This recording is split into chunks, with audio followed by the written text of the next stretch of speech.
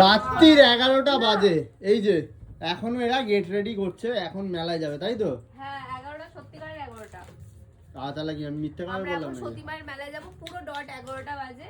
আর আমি তো সকাল থেকে রেডি হয়ে আছি, কিন্তু এরা দুজন এখন রেডি হচ্ছে, কিন্তু রেডি হতে হতে 11টা বাজিয়ে দিয়েছে, শুধুমাত্র কারণ হচ্ছে এই ছেলেগুলোই। হ্যাঁ ওরা এত ওই আমরা কি করলাম? এত বকেছে।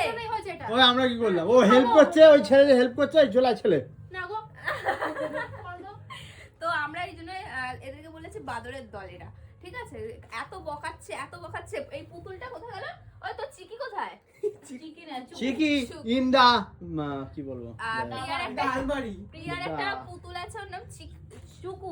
পুতুল না মেয়ে আছে, ওর নাম চুকু। তোরা কে মাসি? চুকুর একটা পায়ের মধ্যে আঁকা নেই, এখানে সুতো দিয়ে ওঠা নিয়ে ওরা ঝগড়া লাগিয়ে দিয়েছে। কে করেছে ওটা? কে করেছে?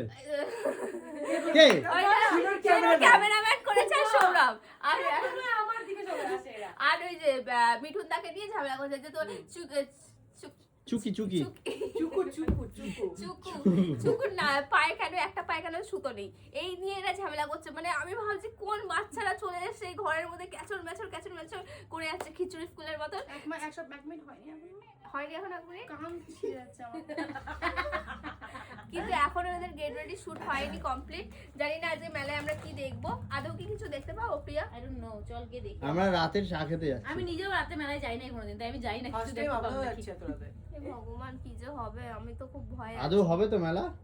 মেলা তো হচ্ছে, মেলা কত দোকান বন্ধ হয়ে যাবে, মেলা থাকবে। এ বাবা, হায় হায়, ও মাই গড, আমরা বন্ধ দোকান দেখতে যাচ্ছি তোর জন্য হচ্ছে তোর জন্য। Shut up. কি ভালো লাগে